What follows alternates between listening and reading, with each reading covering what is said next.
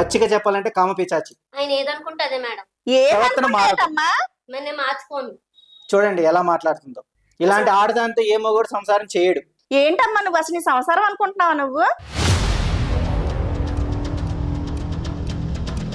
సంసారం చేస్తున్నాను. ఆల్రెడీ సంసారం రోడ్డు మీదకి ఇచ్చిందండి.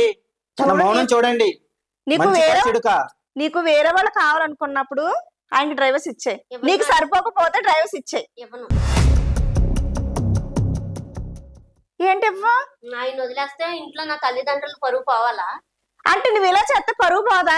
నువ్వు ఎవడెవరితో తిరిగితే పరువు పోదా? నా తల్లిదండ్రులు పరువు పోవచ్చు, నా పరువు పోవచ్చు, నేను రోడ్డు మీద ఎదవ కింద ఉండొచ్చు, కానీ తన మటుకు మార్పు రాదు. ఏంటి కరెక్ట్గా ఉంటాడమ్మా? నాతో ఆయన కరెక్ట్గా ఉండమని. చూడు, కష్టమైన సుఖమైన భర్తతోనే ఉండాలి, అదే భార్య లక్షణాలు. అంతేగాని భర్త చూడలేదు, అది చేయలేదు, ఇంకొకటి కావాలంటే ఏంటమ్మా నువ్వు ఏం మాట్లాడుతున్నావు? అసలు నీకేం అర్థం అవుతుందా నీకు? ఆయన వస్తాడు, నేను ఎంతో అందంగా రెడీ అవుతాను, అయినా సరే ఏం పట్టించుకోడు. వస్తాడు, పొద్దున పోతాడు, సాయంత్రం వస్తాడు, అంత ముద్ద తింటాడు, పడుకుంటాడు. నేను పక్కకి వెళ్ళి మీద చేసినా సరే చేయి తీసేస్తాడు.